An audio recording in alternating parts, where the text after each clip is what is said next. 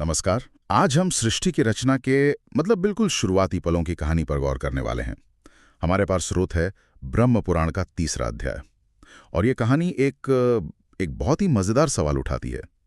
क्या होता है जब एक बनाने वाले की सबसे अच्छी रचना ही उसके प्लान पर सवाल खड़ा कर दे? हाँ, ये सवाल ही इस पूरी कहानी का सार है ना? हम अक्सर सोचते हैं कि सृष्टि की रचना एक सीधी-सादी प्रक्रिया रही होगी। एक प्लान बना और सब कुछ उसके हिसाब से होता गया। लेकिन ये अध्याय बताता है कि ब्रह्मांड की रचना किसी तयशुदा योजना से ज्यादा एक प्रयोग की तरह थी। एक प्रयोग? हाँ, एक ऐसा प्रयोग जिसमें पहली ही कोशिश में कुछ ऐसे नतीजे सामने आए जिनकी किसी ने उम्मीद नहीं की थी। तो चलिए इसी दिलचस्प कहानी की गहराइयों में उतरते हैं। कहानी शुरू होती है ब्रह्मा जी की तपस्या के बाद। वो अब सृष्टि का विस्तार करने के लिए तैयार हैं। तो उनके मन में क्या था? कोई ब्लूप्रिंट था? बिल्कुल, हमारे स्रोत के हिसाब से उनके मन में एक बहुत ही व्यवस्थित खाका था। उन्होंने सृष्टि को 5 श्रेणियों में बांटने का सोचा। और ये सिर्फ अलग-अलग जीव बनाने की लिस्ट नहीं थी, ये तो चेतना के विकास के 5 स्तर थे। चेतना के 5 स्तर, ये तो काफी गहरा है। कौन कौन से थे वो? तो सबसे निचले स्तर पर थी मूढ़ सृष्टि। मूढ़ सृष्टि? हाँ, मतलब अज्ञानी रचना। इसमें वो जीव और तत्व आते हैं जिनमें चेतना कह सकते हैं लगभग न के बराबर है। जैसे पत्थर, पहाड़, चेतना यहाँ ढकी हुई है, सोई हुई है। ठीक है, तो शुरुआत हुई जड़ता से। इसके बाद दूसरा स्तर था तिर्यक सृष्टि। तिर्यक? तिर्यक जिसका मतलब है तिरछा। इसमें पशु, पक्षी, कीड़े मकोड़े आते हैं।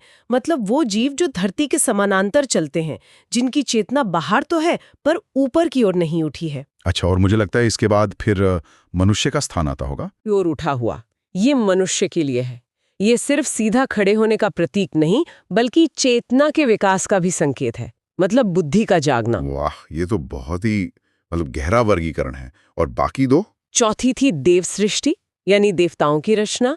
और 5वीं, जो इस कहानी के लिए सबसे जरूरी है, वो है मनस सृष्टि। मनस सृष्टि यानी वो प्राणी जो सीधे ब्रह्मा के मन से पैदा हों, उन्हें किसी भौतिक प्रक्रिया की जरूरत नहीं थी। तो ये पूरी योजना सिर्फ जीव बनाने की नहीं थी, बल्कि अनुभव के अलग अलग स्तर बनाने की थी। लेकिन आपने कहा था कि किसी भी रचना से पहले उन्होंने एक और चीज बनाई थी। जी, और यही इस पूरी कहानी की नींव है। किसी भी जीव को बनाने से पहले ब्रह्मा जी ने अपने मन से संज्ञान यानी ज्ञान की शक्ति को पैदा किया। ज्ञान की शक्ति को? हाँ, इसका मतलब ये है कि इस ब्रह्मांड के आधार में पदार्थ नहीं, बल्कि ज्ञान और चेतना को पहला स्थान दिया गया। अच्छा। यही शक्ति आगे चलकर सभी जीवों में बुद्धि और पहचान का आधार बनती है। ठीक है, तो अब मंच तैयार है, ज्ञान की स्थापना हो चुकी है, ब्रह्मा जी के पास 5 सूत्रीय योजना है, और अब वो अपनी योजना के सबसे खास हिस्से मनस सृष्टि पर आते हैं। जी, उन्होंने अपने मन से 4 पुत्रों का जन्म दिया: सनक, सनंदन, सनातन और सनत कुमार। बिल्कुल, जिन्हें चतुर्सन भी कहा जाता है। और स्रोत के अनुसार ये ब्रह्मा की सबसे उत्तम रचना थे। जन्म से ही परम ज्ञानी, विरक्त और बाल ब्रह्मचारी। हमेशा बच्चों के रूप में रहते थे ना? हाँ, हमेशा 5 साल के बच्चों के रूप में, जो उनकी मासूमियत और संसार से अनासक्ति का प्रतीक था। किसी भी बनाने वाले का सपना, अपनी सबसे बेहतरीन रचना। ब्रह्मा जी ने तो सोचा ही होगा कि ये बुद्धिमान पुत्र सृष्टि को आगे बढ़ाने में उनकी सबसे ज्यादा मदद करेंगे। जाहिर है, उन्होंने उन चारों को बुलाया और एक पिता के अधिकार और उम्मीद से कहा, पुत्रों, सृष्टि के विस्तार में मेरी सहायता करो। उन्हें पूरी उम्मीद थी कि उनका आदेश तुरंत मान लिया जाएगा। लेकिन ऐसा हुआ नहीं, है ना? बिल्कुल नहीं। यहीं पर कहानी में पहला मोड़ आता है। ये सिर्फ एक मोड़ नहीं था, ये तो एक तरह का भूकंप था। उन चारों कुमारों ने, जो ज्ञान के प्रतीक थे, अपने पिता का आदेश मानने से साफ इनकार कर दिया। एक मिनट, यहाँ एक सवाल है। अगर वो इतने ज्ञानी थे, तो क्या उन्हें ये नहीं पता था कि सृष्टि का विस्तार ही उनके पिता का उद्देश्य है और यही उनका कर्तव्य है? ये बहुत गहरा सवाल है और यही इस कहानी का मर्म है। उनके नजरिए से वो स्वार्थी नहीं थे। उनका तर्क था कि सृष्टि का चक्र, मतलब ये जन्म, मृत्यु, दुनिया के काम, ये सब तो बंधन का रास्ता है। अच्छा। उन्होंने कहा, हम इस बंधन में नहीं पड़ेंगे, हम तो केवल तप करेंगे और मुक्ति के मार्ग पर चलेंगे। तो यहाँ तो 2 विचारधाराओं का टकराव हो गया। बिल्कुल, एक तरफ ब्रह्मा का प्रवृत्ति मार्ग, मतलब संसार में रहकर कर्तव्य पालन करना, और दूसरी तरफ कुमारों का निवृत्ति मार्ग यानी संसार त्याग कर मोक्ष की खोज करना। तो ये तो सृष्टि की कहानी का सबसे बड़ा विरोधाभास है। ब्रह्मा ज्ञान की रचना करते हैं और वही ज्ञान सबसे पहले अपने बनाने वाले के प्लान को ही खारिज कर देता है। आपने बिल्कुल सही पकड़ा। ये तो ऐसा हुआ जैसे किसी ने एक बहुत एडवांस्ड एआई बनाया और उस एआई ने सबसे पहले यही नतीजा निकाला कि उसके बनाने वाले का प्रोजेक्ट ही बेकार है। सही कहा। ये दिखाता है कि सच्ची चेतना का स्वभाव ही स्वतंत्र होना है, आज्ञाकारी होना नहीं। ये तो किसी भी प्रोजेक्ट मैनेजर के लिए एक बहुत बड़ा झटका रहा होगा। पूरी योजना पर पानी फिरता दिख रहा था। जाहिर है ब्रह्मा जी की प्रतिक्रिया भी कुछ वैसी ही रही होगी। उन्हें भयंकर क्रोध आया, स्वाभाविक भी था। उनका पूरा उद्देश्य जो है वो विफल होता दिख रहा था। लेकिन हमारे स्रोत में एक बहुत जरूरी बात लिखी है। उन्होंने उस क्रोध को बाहर नहीं निकलने दिया, उन्होंने उसे अपने अंदर ही रोक लिया। क्रोध को रोक लिया? इसका क्या मतलब है? बस गुस्सा पी गए? ये उससे कहीं ज्यादा है। पुराणों की कहानियों में भावनाओं को, खासकर जब उन्हें रोका जाता है, तो उन्हें एक रचनात्मक या विनाशकारी शक्ति के रूप में देखा जाता है। अच्छा। ब्रह्मा का वो दबा हुआ क्रोध एक ऊर्जा में बदल गया। वो बेकार नहीं गया, बल्कि उसने एक रूप ले लिया। और वही रूप रुद्र कहलाया। जी हाँ।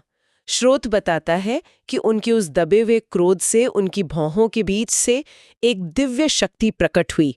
एक ऐसा प्राणी जो रोता हुआ, गरजता हुआ पैदा हुआ और रुदन करने यानी रोने की वजह से ही उनका नाम रुद्र पड़ा।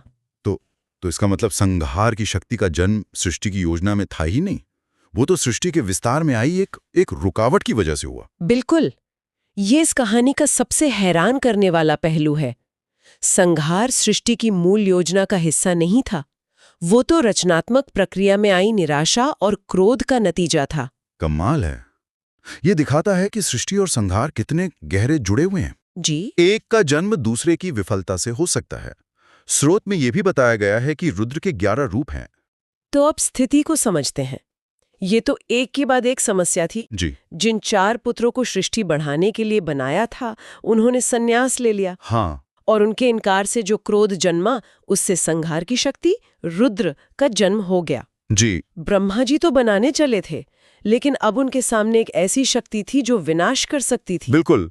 ये उनके लिए एक बहुत बड़ी दुविधा थी, एक रचनात्मक संकट। स्रोत में उनकी चिंता साफ झलकती है। वो सोचने लगे कि ये कुमार तो सृष्टि का विस्तार नहीं करेंगे और ये नई शक्ति रुद्र, ये तो संहार करने वाली है। तो फिर सृष्टि आगे कैसे चलेगी? मेरा उद्देश्य कैसे पूरा होगा? ये कहानी ब्रह्मा जी को एक सर्वशक्तिमान ईश्वर की तरह नहीं, बल्कि एक कलाकार या वैज्ञानिक की तरह दिखाती है, जिसे अपने ही प्रयोग के अप्रत्याशित नतीजों से जूझना पड़ रहा है। बाधाओं और अप्रत्याशित मोड़ों से भरी हुई दिखाई देती है।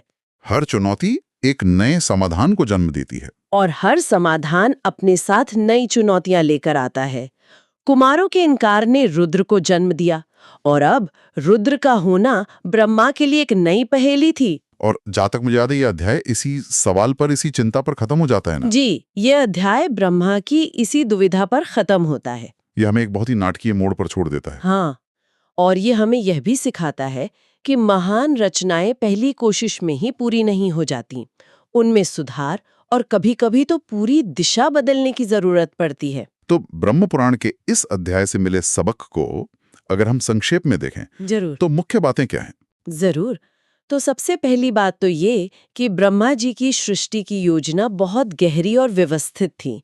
ये चेतना के विकास की एक 5 सूत्रीय योजना थी, जिसकी नींव में ज्ञान को रखा गया था। और दूसरा, उनकी पहली और सबसे उत्तम मनस सृष्टि, मतलब उनके 4 मानस पुत्रों ने सृष्टि के विस्तार के उनके आदेश को मानने से इनकार कर दिया। बिल्कुल, उन्होंने सांसारिक बंधनों से मुक्त रहकर मोक्ष के मार्ग को चुना। तीसरा, इस इनकार से ब्रह्मा के मन में जो नियंत्रित क्रोध पैदा हुआ, उससे संहार और परिवर्तन की महाशक्ति रुद्र का जन्म हुआ। जी, जो दिखाता है कि रचनात्मक और विनाशकारी ऊर्जा का स्रोत एक ही हो सकता है। और आखिरी में सबसे जरूरी बात, सृष्टि विस्तार की जो मूल समस्या थी, वो वैसी की वैसी बनी रही।